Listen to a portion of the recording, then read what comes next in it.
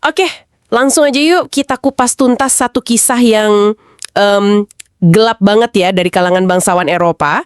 Sumbernya udah kita pegang nih. Fokus kita hari ini, Elizabeth Bathory. Betul. Sosok yang reputasinya, wah, ngeri banget.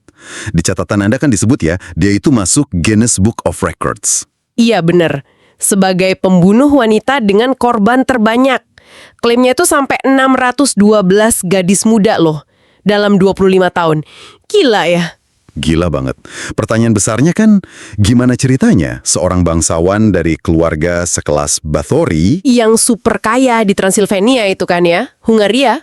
Bahkan sepupu Raja Hungaria, Stefan Bathory. Nah, iya. Kok bisa jadi sekejam itu?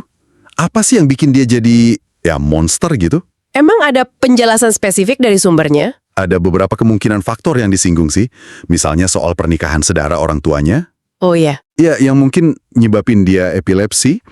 Tapi, sumber ini juga bilang kalau pengobatan epilepsi pakai darah itu kayaknya bukan motivasi utama dia. Jadi bukan gara-gara itu ya obsesinya? Kayaknya enggak. Yang lebih ditekankan itu justru gimana dia dari kecil udah terpapar kekejaman, udah biasa gitu lihat eksekusi. Wah, Bahkan ada dugaan dia diajarin satanisme atau sihir gitu sama anggota keluarganya sendiri. wow. Kontras banget ya berarti. Di satu sisi dapat pendidikan bangsawan, status sosial tinggi. Betul, tapi di sisi lain ada pengaruh gelap kayak gitu. Dan kabarnya juga ada rumor dia punya anak di luar nikah sebelum dia nikah resmi. Oke. Terus kehidupan dewasanya gimana? Dia nikah kan ya? Iya, nikah di usia 15 tahun sama Ferenc Nadasdi. Pestanya, wah mewah banget ya sebutnya.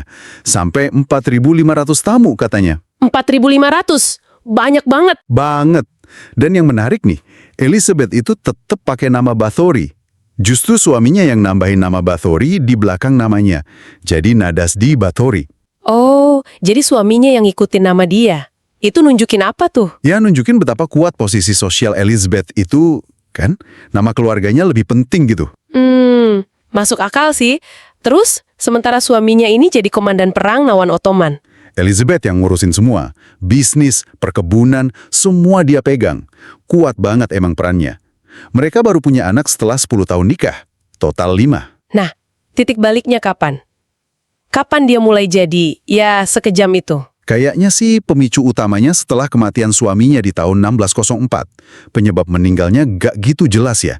Tapi emang si Nadasdi ini udah lama sakit parah di kaki sampai lumpuh gitu. Oke, jadi suaminya meninggal. Dan semua kekayaan jatuh ke tangan Elizabeth. Warisan gede banget. Dan di momen ini, sumber Anda bilang ada perubahan besar ya? Setelah dapat warisan, udah punya anak juga. Betul. Dia jadi, katanya sih jadi narsis banget. Terobsesi sama kecantikan, sama penampilan. Wah, ini kayaknya celah ya. Kerentanan yang mungkin dimanfaatin orang lain nih. Tepat. Ada satu pelayan namanya Dorothea Sentes, panggilannya Dorka. Nah, si Dorka ini disebut-sebut mendalami sihir, satanisme gitulah. Dia mulai ngasut Elizabeth. Ngasut gimana? Meyakinkan Elizabeth kalau tumbal perawan muda itu bisa bikin awet muda. Terus ada satu insiden pemicu. Apa tuh? Elizabeth nampar pelayan sampai berdarah. Terus si Dorka ini nyaranin, coba deh darahnya nyonya, siapa tahu bikin awet muda. Serius? Terus dicoba sama Elizabeth? Dicoba, dan dia merasa berhasil. Nah, dari situ dia jadi kecanduan. Astaga, dari situ eskalasinya makin parah dong ya? Iya, target awalnya itu pelayan-pelayan muda perawan di kastilnya. Dibantu si Dorka tadi, terus ada lagi namanya Ilona Jo atau Anna, sama satu lagi Janos Uivari atau Vicko. Komplotan gitu ya? Betul. Nah, pas pelayan di kastil udah mulai habis. Mereka ngapain lagi? Mereka bikin lowongan kerja palsu. Buat mancing gadis-gadis desa biar datang ke kastil. Licik banget caranya. Terus diapain gadis-gadis itu? Penyiksaannya aduh brutal banget sih kalau menurut catatan ini. Dicambuk, urat nadinya dipotong, Ya ampun. bahkan ada yang digantung di atas bak mandi biar darahnya ngisi bak itu. Buat Elizabeth mandi darah. Dia percaya itu bikin awet muda. Mandi darah beneran? Iya, Gila sih ini. iya. Setelah gadis desa juga makin susah didapat, targetnya naik lagi. Ke siapa? Ke gadis-gadis dari keluarga bangsawan rendahan. Udah nggak pandang bulu lagi. Gila. Terus gimana akhirnya semua kekejaman ini bisa kebongkar? Pasti susah kan dia bangsawan gitu? Awalnya mayat-mayat itu dibuang diam-diam. Dibilangnya kecelakaan kerja lah atau apa.